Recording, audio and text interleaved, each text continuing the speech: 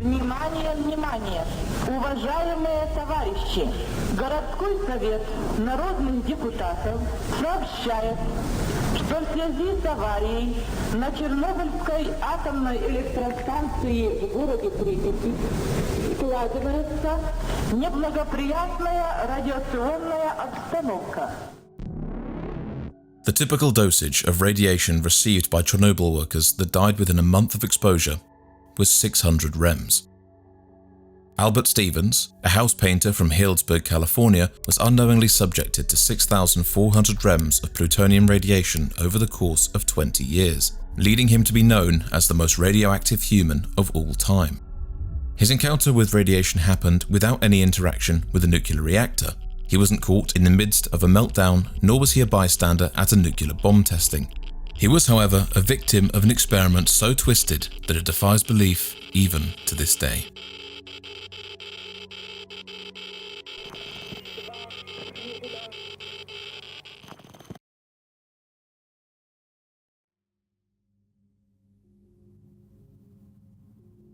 Dear Dr. Stone, I am writing concerning our experimental subject, Mr. Stevens, who was given 50 micrograms equivalent of plutonium-238 approximately 2 months ago.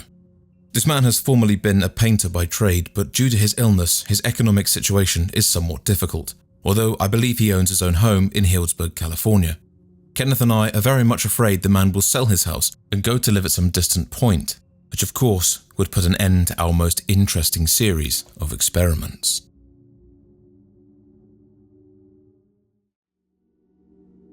Albert Edward Stevens was born on the 11th of October 1887 in Wheeling, West Virginia. The son of English immigrants John Stevens and Kitty Dimmock, Albert was the fifth of 7 children. His parents emigrated to America in 1883 with his 2 older brothers, docking in New York on November 1st aboard the Grecian Monarch with only 3 bags of luggage to their name. Albert's father John worked in the printing trade as a superintendent for the mechanical department of the children's annual storybook, Chatterbox. Later in life, he worked as a custodian for a cookie company named Green & Green, the very same company that invented Cheez-Its crackers. Yummy. John also worked as a house painter, and it was in that job that Albert and his older brother Alfred would also find work. This would be Albert's first encounter with a silent killer. Lead has been used in paint by humans for thousands of years. Adored for its durability, moisture resistance, and quick-drying nature, it was a no-brainer for anyone looking to spruce up an old barn or perhaps a house. Though not as outright dangerous as something like carbon monoxide in the family home, lead can still have serious consequences for the human body, including brain damage, renal and hepatic issues, coma, and death. Lead poisoning happens through accumulation, something which can take months or years to properly display signs. However, once a person has lead poisoning, the effects can be potentially irreversible. Typically, removal from immediate exposure of the lead source will help to sort out any ailments, but more severe cases where the patient is exposed to very high levels of lead or is showing high levels of lead in their bloodstream may require more invasive treatment.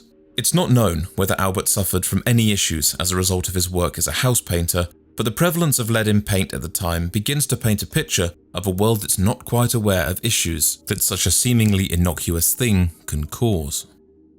For Albert, any potential issues caused by exposure to lead paint were about to become the last thing on his mind. Albert, or Al as he'd like to be called, met a young woman named Estella Blanche Link while living in Dayton, Ohio. Stella, as she preferred, was born in Indiana to a German immigrant father and an American mother. Albert and Stella tied the knot on September 5, 1909, aged 21 and 18 respectively, and the two began their life together. In April 1911, they had their first child, a boy named Thomas Edward, born in Chicago. 3 years later, on September 20th, 1914, they had their second child, Evelyn Fay.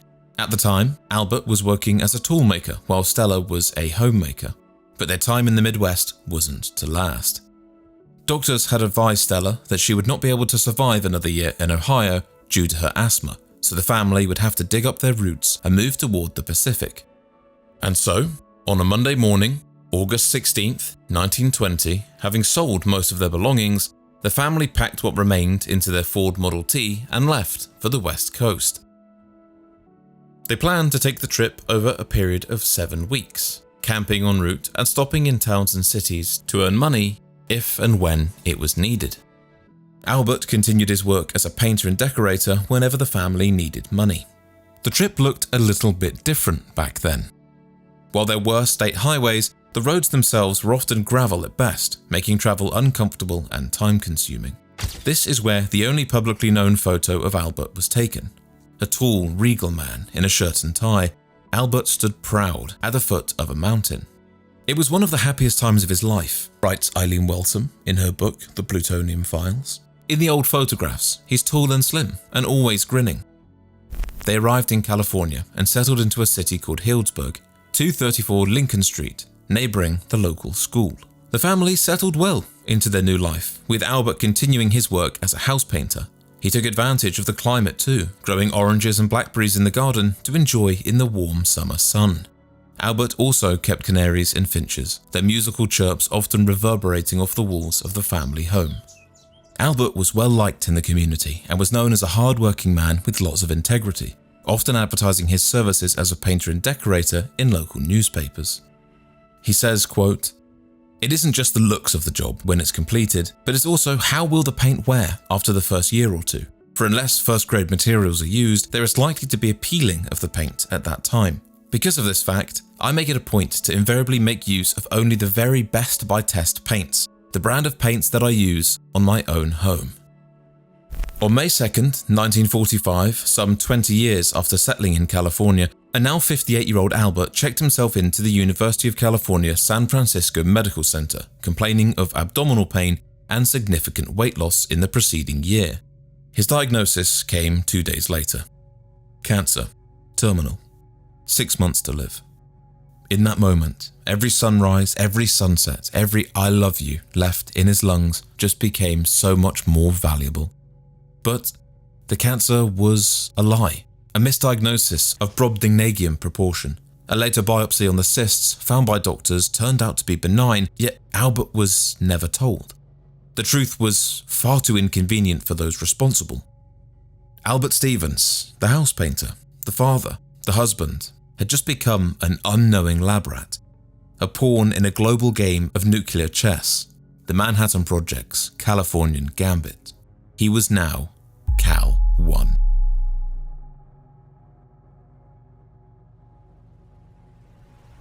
We knew the world would not be the same. Few people laughed, few people cried, most people were silent. I remembered the line from the Hindu scripture, the Bhagavad Gita, "Now I am become death, the destroyer of worlds." Formed in 1942 and officially abolished in 1947, the Manhattan Project was a joint research and development project between the United States, United Kingdom, and Canada, although many of its scientists came from further afield. Most known for developing and deploying the atomic bombs that were used on Hiroshima and Nagasaki, the program was shrouded in secrecy. With a need to protect national interests from potential spies or leaks, discussions took place on a location to house the experiment hub, away from prying eyes. They settled in Los Alamos, New Mexico, using a compulsory purchase order to acquire the land. Nestled in the shadow of the Jemez Mountains, the location was seen as perfect by the project's hierarchy, although Leslie Groves, the director, wanted the location for more reasons than just to keep out of sight. Groves was deeply concerned at the prospect of double lives within the project itself, in particular 2 Hungarian scientists, Leo Szilard and Eugene Wigner. Groves had received reports of the 2 of them meeting routinely, at the same location, eating the same strange food and speaking an alien language. This only seemed to fuel his already mounting paranoia. The 2 were in fact meeting at a Jewish diner. They were eating Jewish food and speaking in their native Hungarian. Despite his worries, Groves justified bringing Szilard, Wigner, and a multitude of other foreign scientists to Los Alamos because of the remote location and ability to monitor every incoming and outgoing communication. The creation of the outpost also meant that the scientists were able to bring their families, meaning that every effort could be taken to contain even the smallest piece of information around the site. Groves knew that Hitler's Germany was in possession of nuclear technology, as were the Soviets. Einstein's 1939 letter to President Roosevelt had already confirmed that, so it became a question of priorities. Groves felt that it was better to have them on board while monitoring their every move than it would be to risk them working for the enemy.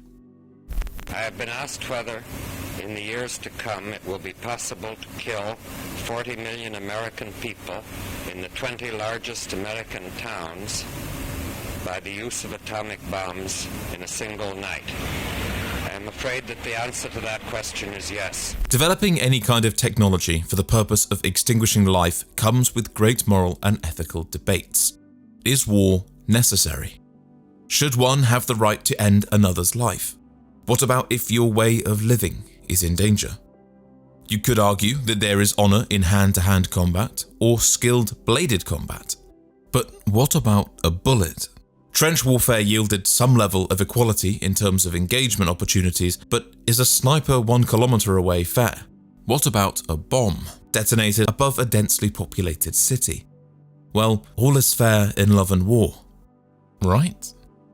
The Great War saw that idiom pushed up to and beyond the limit of reasonability. The deployment of 188 tons of chlorine gas by German troops along the Ypres salient in Belgium showed that the world of science and the art of warfare were inseparable. It was no longer a case of if, but of when, and the Manhattan Project was no different. You can suture a cut closed, and you can treat chemical burns, but what about radiation damage? Thousands of invisible bullets that had the potential to flatten landscapes as far as the eye could see and melt a human being at a cellular level. There was no guidebook. They had to be the ones to write it, to find its every strength and weakness, for better or for worse. Which is why, despite their initial reservations, those at the helm decided to bring aboard scientists whose allegiances were questionable. It was all about calculated risk versus reward. If they took the scientists and their families, isolated them from mainstream society, controlled every piece of information flowing to and from Los Alamos, they would be minimizing the potential for any leaks. As it turns out, there was a ring of spies within the project. Americans Theodore Hall, David Greenglass and Oskar Sieberer, as well as a German, Klaus Fuchs. They were all implicated in espionage that stemmed from the Los Alamos lab. The documents and intelligence that they passed to the Soviet Union is said to have advanced their nuclear capability by several years. It was a betrayal, one that could have had far worse outcomes than it did. Although passing nuclear secrets to the Soviets helped to further their nuclear program, the Manhattan Project still succeeded in building and deploying the first nuclear device, the gadget. Codenamed Trinity, the test saw the detonation of an estimated 25 kiloton yield nuclear device, an explosion brighter than 20 suns. We knew the world would not be the same. Few people laughed. Few people cried. Most people were silent. J. Robert Oppenheimer, the director of the Los Alamos lab, was the one to detonate the gadget. Although he didn't regret his part in the research, development and deployment of the bombs dropped in Hiroshima and Nagasaki, he foresaw that humanity had passed a point of no return. I have been asked whether, in the years to come, it will be possible to kill 40 million American people in the 20 largest American towns by the use of atomic bombs in a single night. I am afraid that the answer to that question is yes. I have been asked whether there are specific countermeasures against the atomic bomb. I know that the bombs that we make in Los Alamos cannot be exploded by such countermeasures. It was the opinion of those within the Manhattan Project that nuclear weapons development was inevitable, unavoidable. Major General Thomas Farrell had remarked on the Trinity test that the effects could well be called unprecedented, magnificent, beautiful, stupendous and terrifying. No man-made phenomenon of such tremendous power had ever occurred. And he was right. The United States had been doing everything that it could to protect its citizens from foreign threats. Against the backdrop of the gadget's development and future deployment, it was seen as critical to observe and learn the effects of radiation on the human body. Not only in regards to a potential weapon usage, but crucially on how such materials would affect the bodies of those working within the project. A 1962 paper from the Los Alamos lab detailed the following. During the early days of the Manhattan Project, the excretion and retention data on which to base a method of diagnosing plutonium-239 body burden were largely from experiments on rats. It seemed imperative, therefore, to determine retention and excretion of plutonium in a limited number of terminal human patients.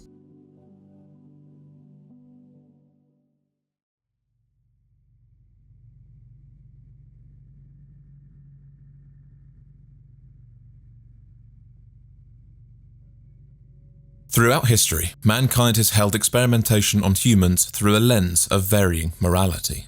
In the 3rd century BCE, men sentenced to death in ancient Alexandria were reported to have been subjected to over 600 experiments at the hands of Herophilus. While Herophilus was the first known medical practitioner to methodically perform dissections on human corpses, the veracity of claims of vivisection are debated but unverified. In more contemporary times, the Imperial Japanese Army's Unit 731 and the Nazi Party's concentration camps remain as standout examples as just to how depraved and unethical humans are capable of being, with both also being demonstrations of some of the most notorious war crimes in history. Testimonies of Unit 731 experiments detail victims being subjected to unimaginable horrors at the facility. Several frostbite tests were conducted under the command of Yoshimura Hisato, wherein victims' extremities were bound and repeatedly soaked in water until they froze solid, the guards hitting them with clubs until they made a sound akin to wooden boards, indicating that they were suitably frozen. A 3-month-old baby was injected with a temperature sensor in its hand and submerged in ice water, allegedly to study the onset of frostbite. Tomioka Hayachiro, a member of the Hygiene Corps at Unit 731, described the moment that he was informed his unit would be doing bayonet practice on live targets. He says, "One day we were told that instead of using straw dummies for bayonet practice, we would use people. We were going to practice on 5 people who had been brought in by the Kempeitai. They were members of the anti-Japanese resistance movement. They were 17 or 18 years old. About 25 of us, in turn, one after the other, struck the prisoner. At that time, his shirt looked like a beehive, with flat holes instead of round ones. And before that boy's breathing stopped, I heard him crying, 'Mama, Mama.' And then I realized that it's the same in China as it is in Japan." The facility also conducted biological warfare experiments, testing out cholera and the plague among inmates. The Nazis maintained a building at the camp for medical experiments and vivisections with prisoners as guinea pigs. Medical scientists came from Berlin periodically to reinforce the experimental staff. In particular, new toxins and antitoxins were tried out on prisoners. Few who entered the experimental buildings ever emerged alive. Throughout the Second World War, the Nazis conducted experiments on prisoners held in concentration camps. The tests were designed to further the war effort of Nazi Germany while simultaneously advancing their racial ideology. Although not limited to just one camp, many of the more infamous experiments were conducted at Auschwitz under the command of Eduard Wirtz. Horst Schumann conducted mass sterilization on prisoners by way of extreme X-ray exposure to the reproductive organs. Karl Klauberg similarly forced sterilization on female inmates through an injection of a chemical irritant to the fallopian tubes, which caused inflammation and eventual obstruction. But perhaps the name most synonymous with human experimentation in the modern era, Josef Mengele, conducted his cruel experiments at Auschwitz-Birkenau, leading him to receive the nickname Todesengel, the Angel of Death. Mengele was obsessed with twins and people with dwarfism, particularly a family of Hungarian Jews called the Ovitz family, the majority of whom had dwarfism. The Ovitz family were taken to a gas chamber, stripped naked and pushed inside. As the gas began to fill the room, Mengele was heard shouting angrily outside. "Wo ist meine Schwiegerfamilie? Where is my dwarf family?" He ordered them to be taken outside and revived. "I was saved by the grace of the devil," said Holocaust survivor Perla Ovitz. Her sister Elisabetta recalled, "The minute Mengele saw us, he said, 'Now I have work for 20 years.'" Josef Mengele also injected adrenaline into the eyes of children, attempting to change their color to blue, as well as fervently attempting to prove the inferior nature of Jewish and Gypsy blood through the documentation of tissues and physical deformities. There is a historical tendency to disguise human experimentation, particularly in wartime, as being legitimate scientific research, for the betterment of humanity. And while Unit 731 and the Nazi concentration camps are archetypal examples of the depravity of man, perpetrated by evil, tyrannical men, Such actions can also come with saccharine smiles and a familiar, calming voice. The United States has a deep history of unethical human experimentation spanning back to the mid-1800s.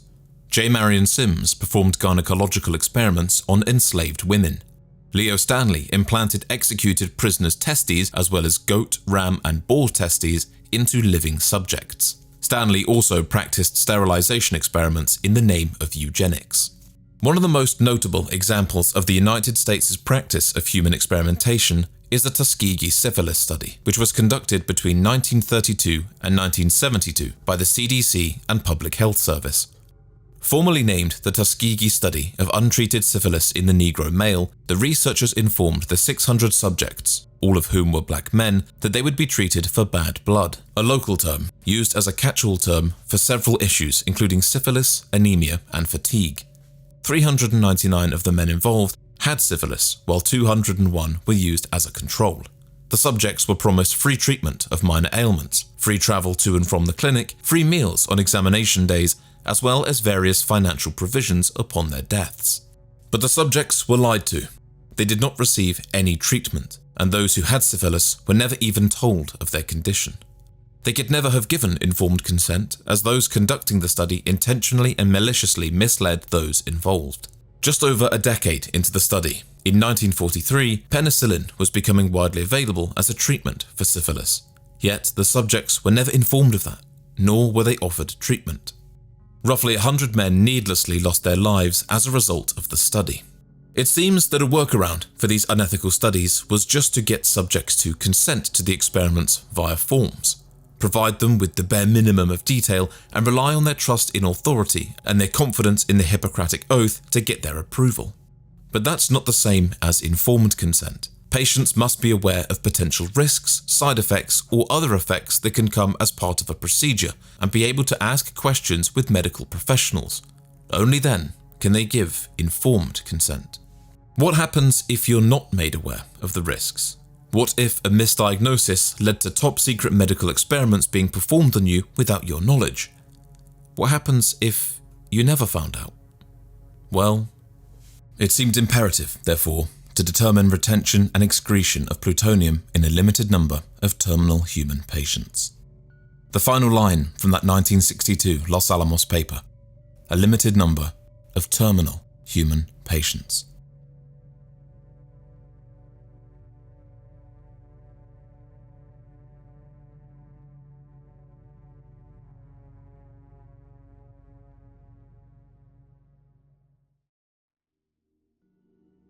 When Albert was initially admitted to hospital on May 4, 1945, it was believed that he was suffering from a gastric ulcer as well as an inguinal hernia, a mild upper respiratory infection, and stomach cancer. Albert had reported to physicians that he had suffered from epigastric pain felt between the ribs and the navel, which was initially relieved by food, but especially after drinking milk. Although this had become more severe in the months running up to his initial visit and was no longer being relieved by his usual methods. A physical examination of Albert concluded that he was a white middle-aged male, rather emaciated, with signs of recent weight loss and complaining of stomach pain. Albert's abdomen was scaphoid or concave, most likely from his malnutrition and weight loss on account of his condition. The physical examination indicated a possibility of hepatomegaly or enlargement of the liver, but there was no indication of any masses or other internal swelling. A chest X-ray showed that Albert had a large amount of fluid around his lungs, but that everything else was normal. An upper gastrointestinal series, also known as a UGIS, showed an irregular fungating mass in the superior cardiac portion of the stomach, the section closest to the esophagus, also involving the fundus, the section adjacent to the cardia here. Radiologist G.S. Fayer concluded that the lesion in the fundus is most likely a fungating intraluminal neoplasm. I suggest that this patient be gastroscoped for confirmation. A fungating mass being a tumour that has broken through the tissue, creating a wound. Albert was then admitted to hospital with a diagnosis of probable stomach cancer. The same day, Albert received surgical consultation regarding his condition. That surgeon stated in his notes, "I saw his films and discussed them with the X-ray staff.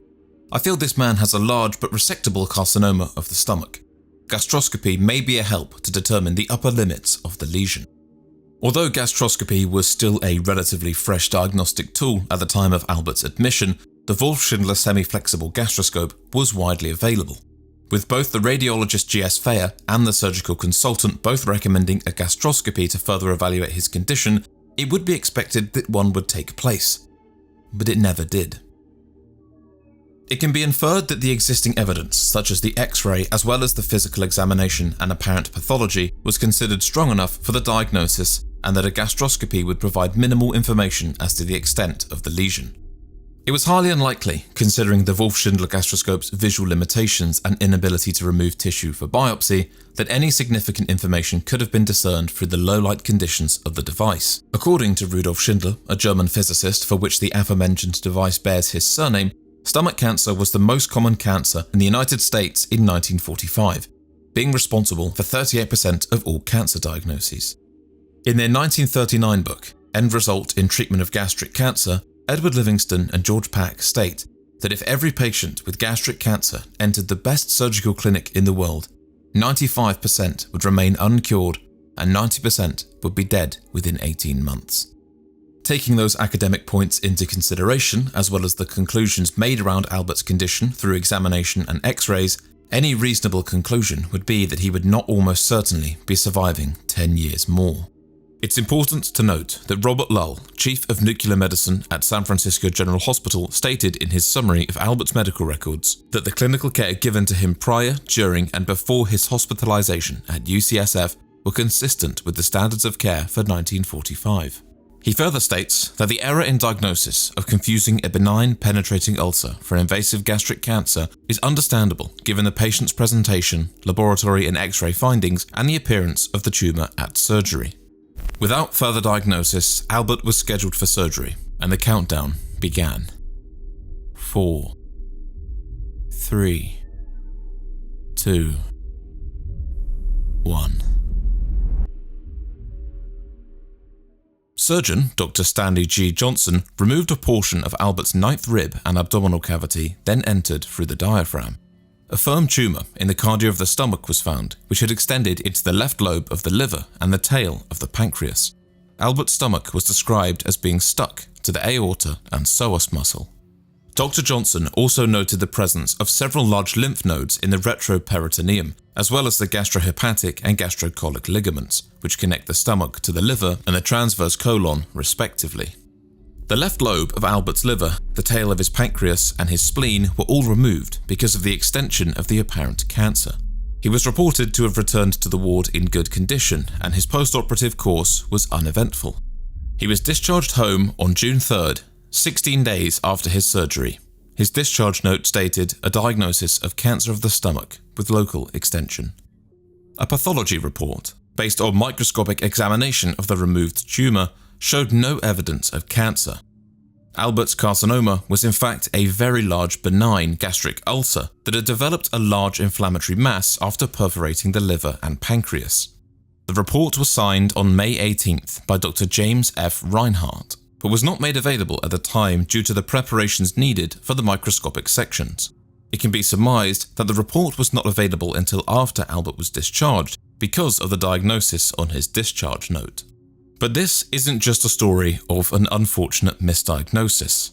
We need to go back to May 14th, 4 days before Albert's surgery. In an undated letter from Dr. Johnson, he reveals the following.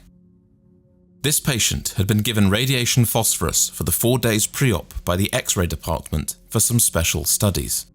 The specimens, as they were removed, were taken by Dr. Miller, who was to take a portion of each, and then the remainder was to be sent to hospital pathology. The pathology department received only a portion of the stomach and half the gastric tumour.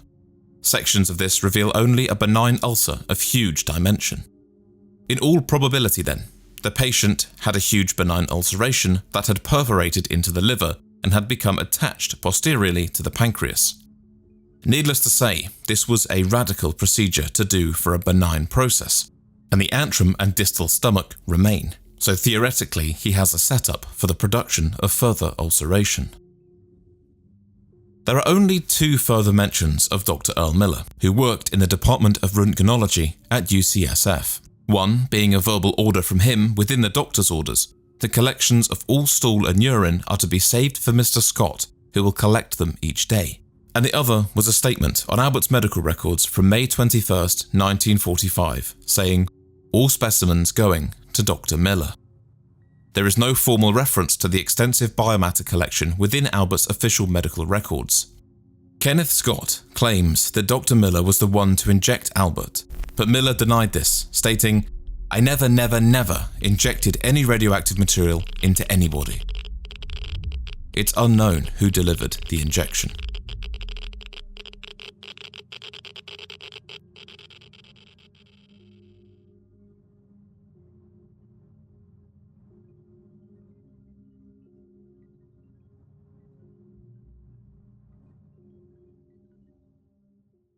Albert had consented to anesthesia and to his surgery, so why would collection of biomatter for study be so secretive, especially on the patient's records, if he had been fully aware of what was going on?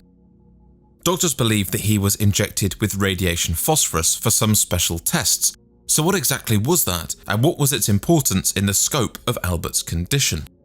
Albert's injections on May 14th, 15th, 16th and 17th were in fact not of radiation phosphorus, but of plutonium-238 and plutonium-239. Albert's erroneous diagnosis of cancer and the medical processes at the time allowed a man who would have otherwise had a relatively uneventful life following his discharge to fall into the clutches of a clandestine medical operation determining the effects of radiation on the human body.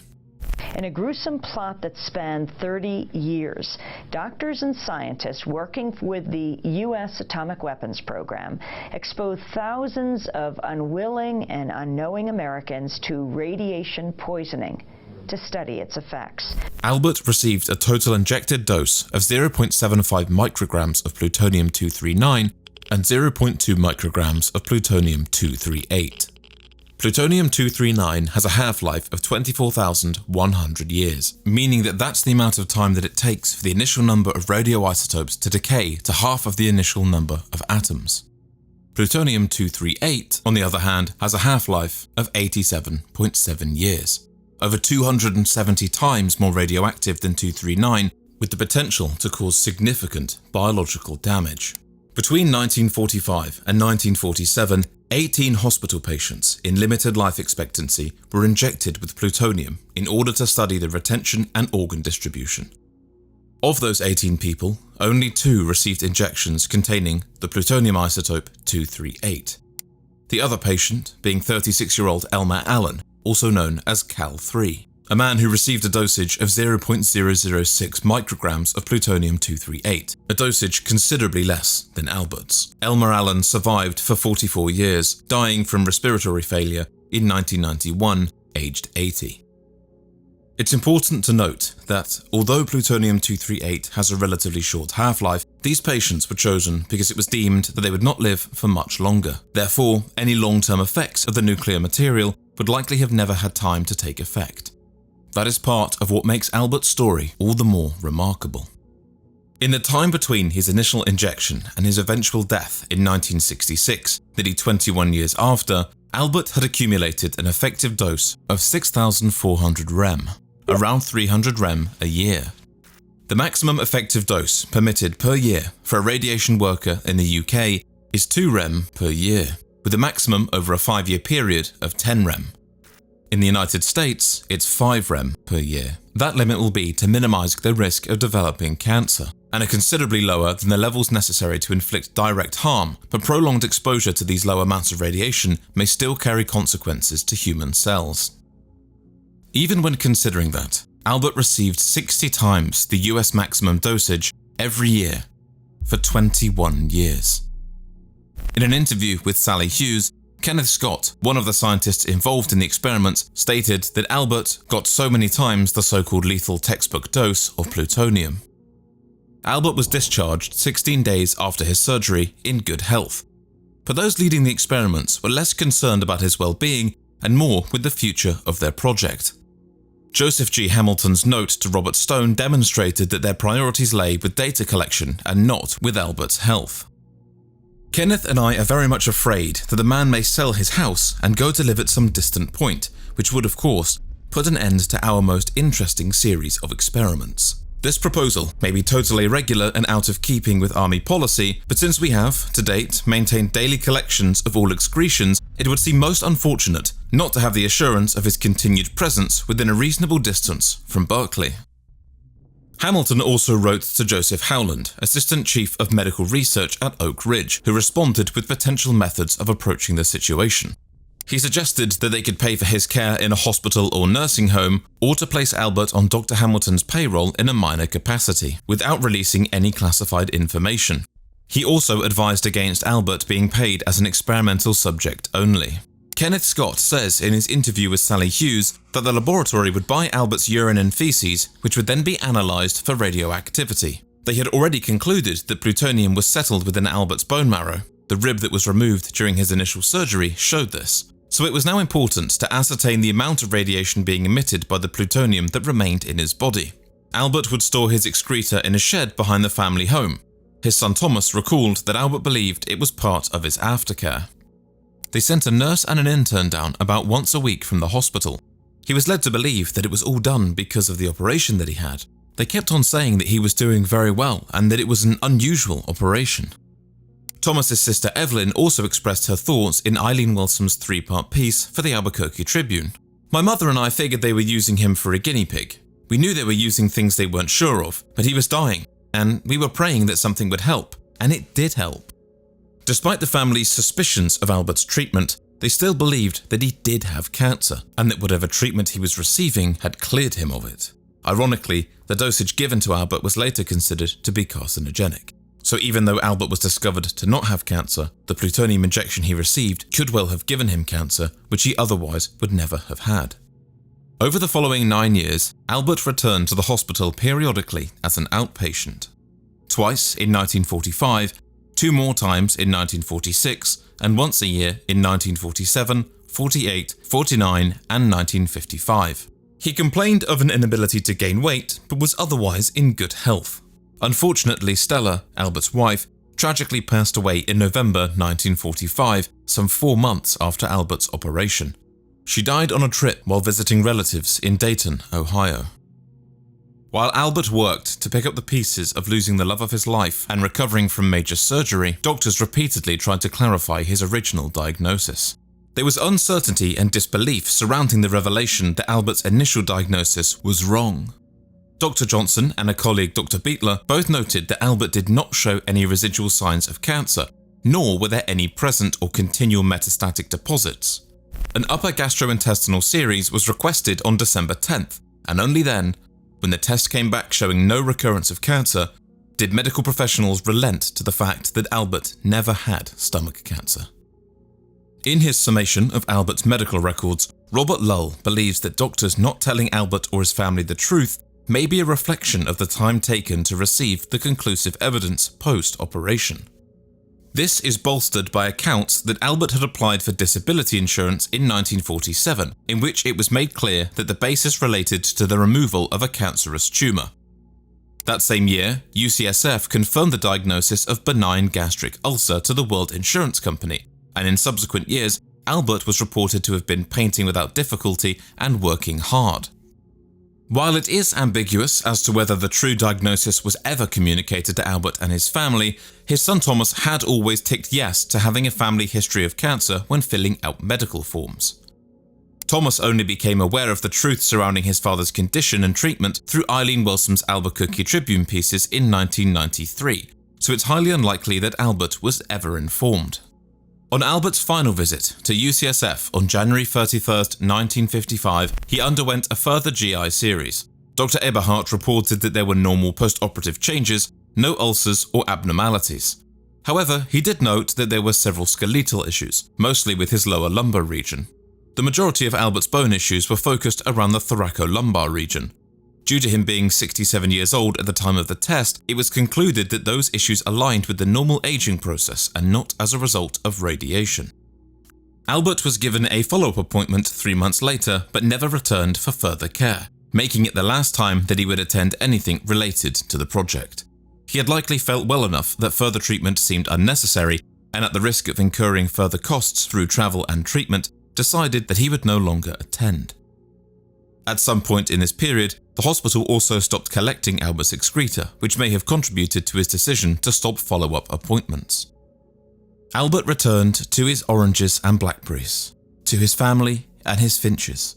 From all accounts, he led a relatively normal life following his discharge from the hospital, returning to his job as a painter and decorator and focusing on his family life. 7 years later, in March 1962, Albert was receiving treatment at Sonoma County Hospital. Dr. Leon Goldman, Surgeon-in-Chief at UCSF, received a request for Albert's medical records from his time in San Francisco. He obliged, and they were sent over. 2 years later, in February 1964, Albert wrote to the University Hospital to request that his records be sent to a doctor in Santa Rosa, presumably to collate records for present and future treatment. There is no evidence to indicate that Albert ever saw his medical records or that his doctors discussed it with him. Albert died at home on January 9, 1966, aged 79. The official cause of death was cardiorespiratory failure, pulmonary edema, and arteriosclerotic heart disease with decompensation. Cardiac disease is not known to be related to plutonium exposure. There was no post-mortem, and Albert was cremated 2 days later in the Chapel of the Chimes, Santa Rosa. Remarkably, and against all odds, Albert had far exceeded the average life expectancy for the time and seemed to live a fulfilling life post-injection. Al Stevens, the house painter, the man who travelled with his wife and family from Ohio to California in a Ford Model T piled high with furniture in search of a better life. He fought an invisible enemy, and he won. He never knew the true course of his life after walking through those hospital doors on May 2nd, 1945, the plutonium settling deep into his bones, releasing thousands of invisible bullets into his flesh, every second of every minute, every hour, every day for nearly 21 years. He carried with him a national secret, one that he took to the grave.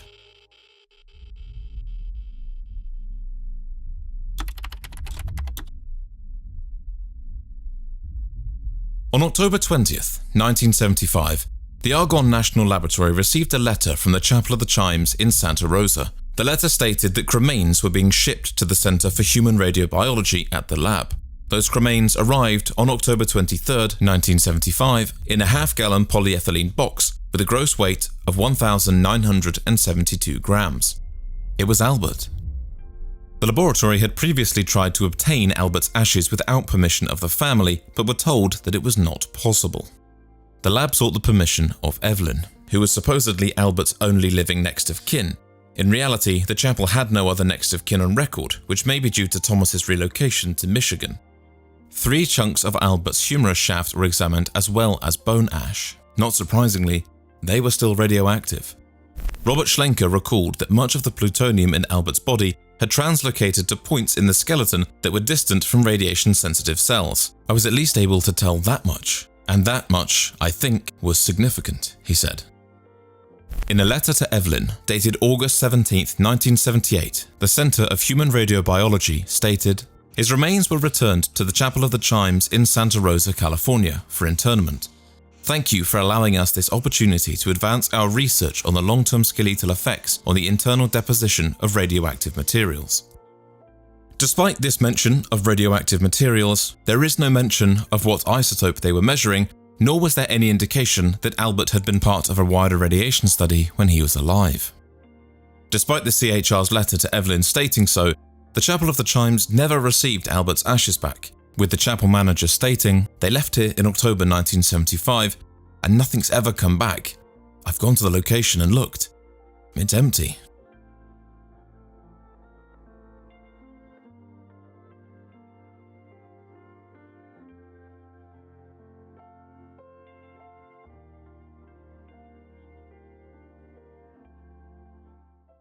For years, the experiments by the U.S. government and identities of their human guinea pigs were covered up.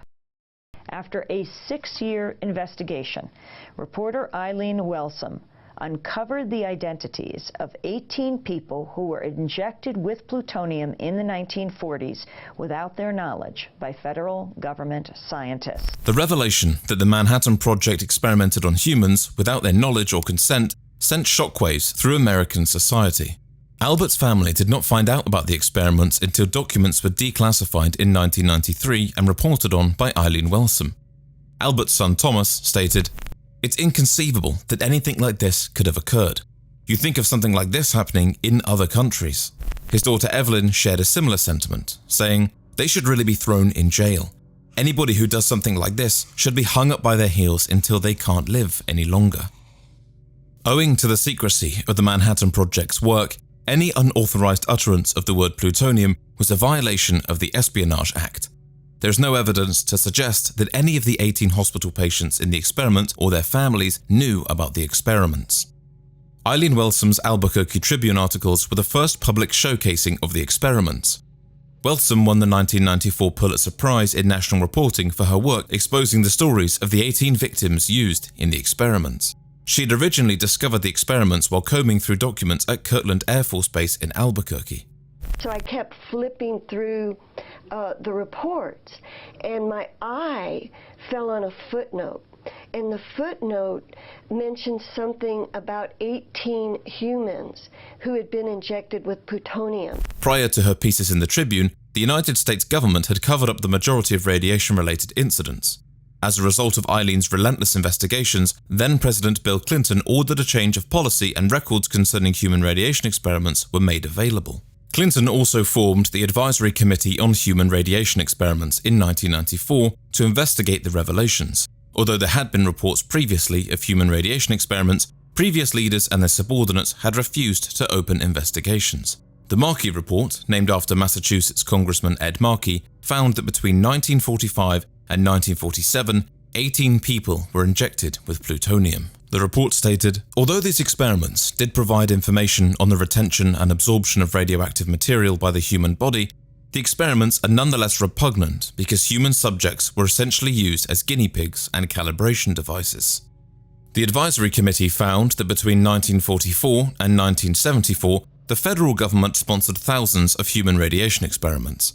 It claimed, "In the great majority of cases, the experiments were conducted to advance biomedical science. Some experiments were conducted to advance national interests in defense or space exploration, and some experiments served both biomedical and defense or space exploration purposes." Regarding the injections themselves, they said, "The majority of human radiation experiments identified by the Advisory Committee involved radioactive tracers administered in amounts that are likely to be similar to those used in research today. Most of these tracer studies involved adult subjects and are unlikely to have caused physical harm. However, in some non-therapeutic tracer studies involving children, radioisotope exposures were associated with increases in the potential lifetime risk for developing thyroid cancer that would be considered unacceptable today." The Advisory Committee also identified several studies in which patients died soon after receiving external radiation or radioisotope doses in the therapeutic range that were associated with acute radiation effects. It was an admission that the experiments had taken place. When it came to where the blame lay for the experiments, the committee stated, "Government officials and investigators are blameworthy for not having had policies and practices in place to protect the rights and interests of human subjects who were used in research from which the subjects could not possibly derive medical benefit." While the committee did find a considerable amount of signed consent forms, which they deemed to be sufficient to inform people of the procedures, they also found evidence suggesting serious deficiencies in aspects of the current system for the protection of the rights and interests of human subjects. Consent forms do not always provide adequate information and may be misleading about the impact of research participation on people's lives. Eileen Wellsome was particularly critical of the committee's original report. She felt like they worked hard to separate the actor from the act. By diluting the shoulders of which blame lay, the experiments became almost victimless, without a perpetrator. They had admitted the wrongs were committed, yet seek not to punish those who did them. That was one of the controversial findings in this committee report. They did not say or recommend that the government be forbidden from doing these kinds of things. They basically said you need to have a committee, and at some point the documents should be made public. I thought that was one of the worst recommendations that they came out with. The committee recommended that the victims involved in experiments not designed to have therapeutic benefit be compensated, that those who were part of experiments where they were not harmed but also did not consent receive a personalized apology. Victims and their families were set to receive hundreds of thousands of dollars each in many cases, though those responsible still fought their side in court, however much of a side they thought that they had.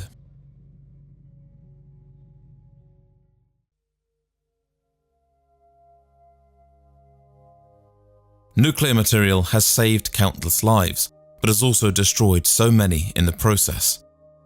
From scorched shadows on pavements, to generations marred by birth defects and cancer, an energy source with such immense power commands equal respect and caution. Albert Edward Stevens is just one story of the 18 people in the Manhattan Project's plutonium experiments. There are thousands more radiation experiments that we know of in the United States, and likely countless more that we don't know. Each of them carrying with them their own stories of sleepless nights and painful embraces. Limp hands held by loved ones, eyes bled dry from heartfelt pleading to the heavens. Fear, isolation and uncertainty in an unrelenting and ever-changing world. And to that, I think we can all relate. Thank you for watching.